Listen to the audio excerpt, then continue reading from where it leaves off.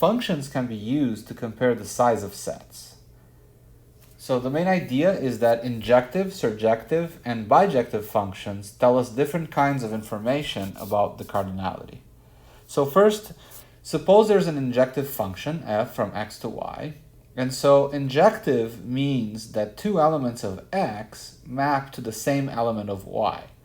So the elements of x can be placed inside of y without overlap, and so this means that x cannot be larger than y. Therefore, the cardinality of x has to be less or equal than the cardinality of y.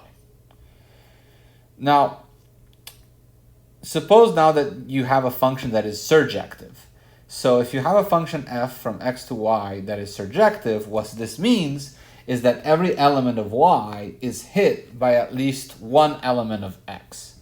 So that means that x has enough elements to cover all of y, and so this means that x cannot be smaller than y, and therefore the cardinality of x has to be larger or equal than the cardinality of y.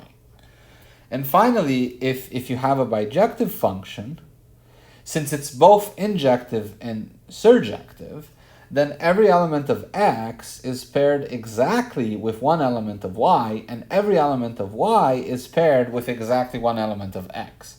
But this just means that x and y have the same size, and therefore the cardinality of x is the same as the cardinality of y.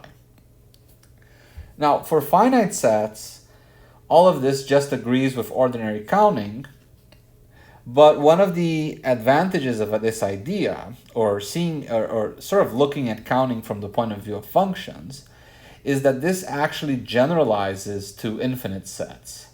So for infinite sets, this is sort of the way that you can count. So for infinite sets, bijections give us a precise way to say when two infinite sets have the same cardinality.